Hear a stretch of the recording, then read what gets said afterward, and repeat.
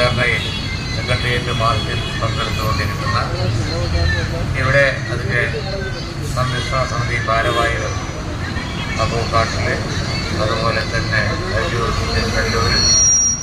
അതുപോലെ ഇവിടെ പങ്കെടുക്കുന്ന മറ്റു ജനപ്രതിനിധികൾ, ബഹുമാനപ്പെട്ട പ്രതിപക്ഷ സംസാരിച്ചു, അതുപോലെ തന്നെയുള്ള ജനപ്രതിനിധികളൊക്കെ ഇതിൽ പങ്കെടുക്കുക. അവിടെ ഇപ്പോൾ വന്നിരിക്കുന്ന പ്രശ്നങ്ങളിൽ പുഴയായി സംരക്ഷണത്തിൽ നിന്ന് വനമാക്കി മാറ്റി സാധാരണ മത്സ്യത്തൊഴിലാളികളുടെ പ്രശ്നങ്ങൾ അവഗണിച്ചുകൊണ്ടുള്ള പരിഷ്കാര നടപടികൾ അതിനെതിരായാണ്.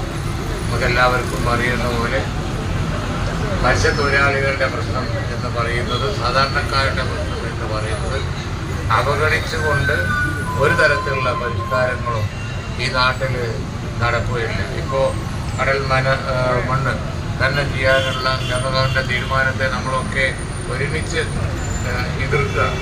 അപ്പോൾ അതുകൊണ്ട് തന്നെ ഇത്തരത്തിലുള്ള പരിഷ്കാരങ്ങൾ വരുമ്പോൾ കണക്കിലെടുക്കേണ്ടത് സാധാരണക്കാരുടെ, അതുപോലെ തന്നെ മത്സ്യത്തൊഴിലാളികളുടെ അവരുടെ പ്രയാസങ്ങളും പ്രശ്നങ്ങളും കണക്കിലെടുക്കാത്ത തരത്തിലുള്ള ഒരു നടപടിയും പാടില്ല. അതിനായി നടക്കുന്ന ഈ സമരത്തിന് എല്ലാവിധ പിന്തുണയും പ്രഖ്യാപിച്ചുകൊണ്ട് എല്ലാവിധ അഭിവാദ്യങ്ങളും അർപ്പിച്ചുകൊണ്ട് ഞാൻ എൻ്റെ